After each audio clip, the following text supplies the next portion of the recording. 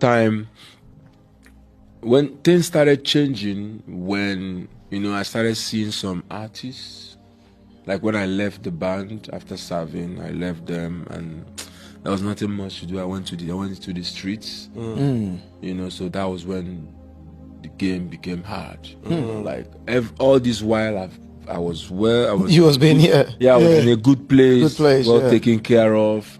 You know, the music had a procedure and all, but now being thrown in the streets like a street musician, you know, hustling. Yeah. So I went to different joints to play.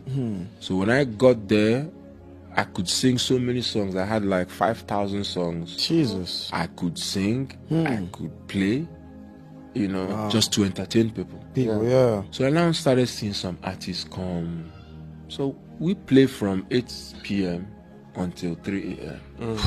But I see these artists, they just come, they do like 30 minutes and everybody they go. I'm like, what's going on here? This is not the same kind of music. Then and they are clapping for them, they are hailing them. I remember one day P Square, when they just came out with Temptations, that album. Wow. So they were promoting a show around, so the promoters brought them because the spot where I was gonna ask you, what spot was this? It's called City Center. Okay. Yeah, in Enugu. In Enugu. Yeah, okay. So with that spot already, I built fans. Like, people could, if you ask around, they'll tell you like everybody was there every weekend. Every weekend. Wow. Every Fridays, no matter the show happening in Enugu, my spot is always packed. Everywhere is packed. Cars will park all along the the streets and all. So they were promoting their show. The promoters brought P Square, you know, to come and promote the show. So I was playing, and immediately P Square came in. The manager said, "Hello," off that. I switched off. And I passed the microphone, went somewhere and sat down. And then P Square came. The girls were saying, wow. Then Paul of P Square just took the microphone with his voice and just did, "This not temptation." Wow, crazy. So I was like, now the same music these people they do. Wow. Me they here with you now, and I never shout like this for me. But you know, so I was so cold. I was just watching. Wow. They did their thing. They said, "Everybody, yo, we are P Square. We're having a show. So they need you guys to come out." People were hailing. They're shouting at them for them. And then when they left, the manager turned, "Oh yeah, come back, carry on." So I was cold. You know, then it started occurring to me that, okay, these guys, the difference is they create their music, they make a sound, and go to the studio and record, and you know, that's how it's done. So you are just a music man, you know? So I said, okay, how do I switch from music man to an artist? You understand? So that was the difficult part of it. And I thought it was gonna be easy because, of course, I could play, I could sing. You could do anything, But now to create your own sound, where are you going to start from and all? Wow. You know, so the journey, I have to go back to the studio. So I went to this studio, and there's this artist, I don't know if you guys might know him. They used to call him Nigga Raw, now Mr. Raw. He was like, at that time, he was popping. You know the song with Obode Delugonu. We getting down. Shout out to Mr. Raw. Look at this, all I see, look, they all Araga one day, all the song, one day, you know, that nigga is strong and mighty. So now he used to come to my street. We lived not far from each other. So they said, Mr. Raw, there's this guy, he's into music. If you're going to the studio, one guy now told me, you should call him. You know, you can help. So he now said to me, I said, he came to our yard and said, I can. So he took me to the studio, and when we got there, I saw what they were doing. Like, you know. So as they were doing all that, I'll just go to the piano and pim.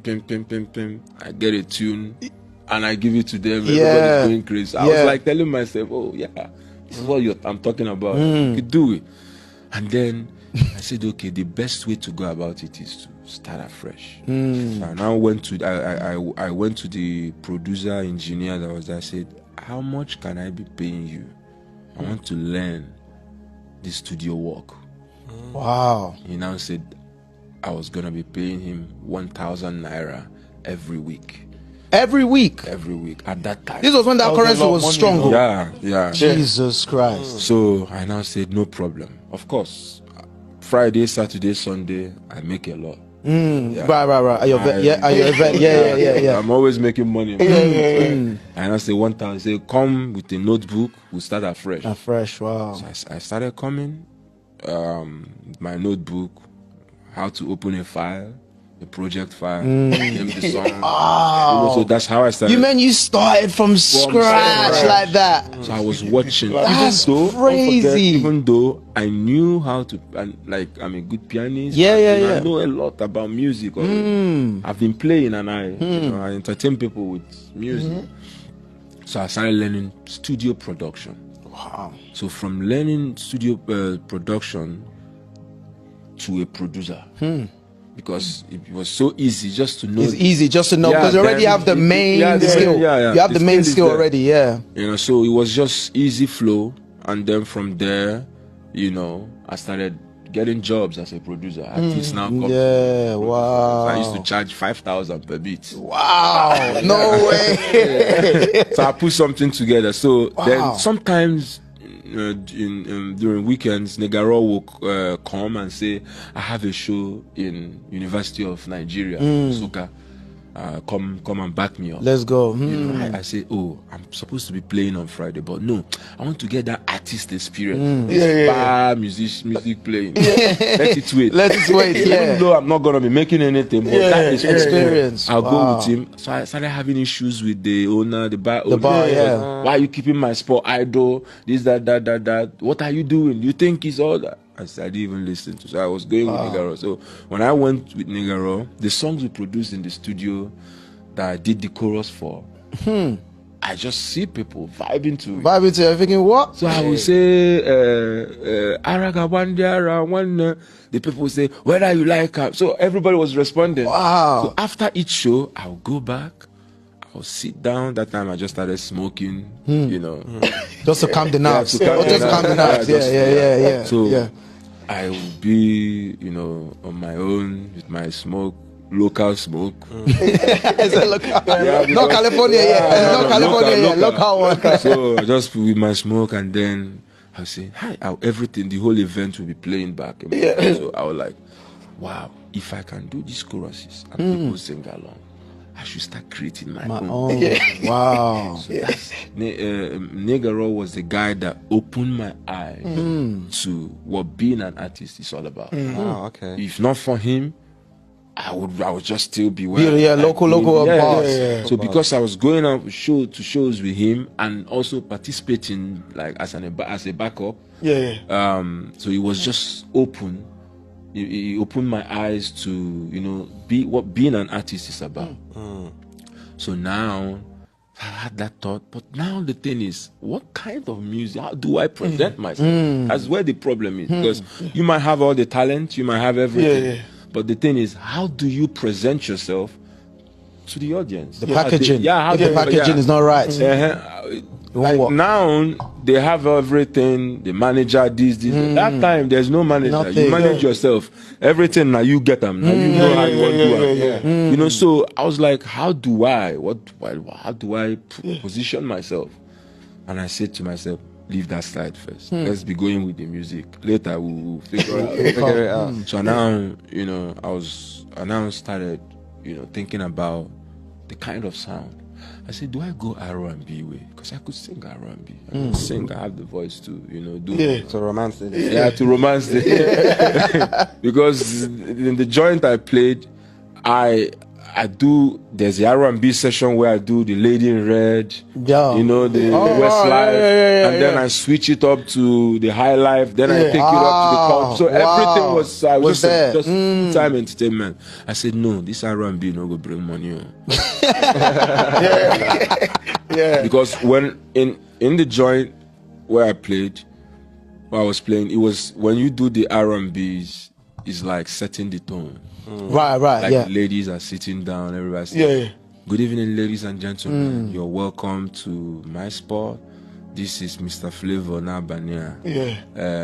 Sit down. Give me strawberry daiquiri, please. You know sit that. down, relax. If you've got any song on your mind, you can tell me. Wow. Dish it out. If today is your birthday, I got you. You know, hey, listen, you want to place the order? Like, Look, you want to place the order? You know, like I was just giving it to them, like, you know. And then, you know, so that I said, if I'm coming out, there's no record label, there's no record label, there's no way, nobody to push me. To push you, So if I go this R&B way, it's gonna be very difficult for my voice to be heard. I hear it. So let me leave this R&B way and go with find something maybe vulgar that will draw the attention. Then I can now start dishing the music. So you see, So that was intentional. it's very intentional. Wow. When you start hearing me say Ashawo, That's the first song. you know, That's the first song I ever heard from you when I was in university. I'll never forget it. And at the time, obviously, I knew my brothers here. They told me it means like, is it prostitute? Hold on, It means hook up.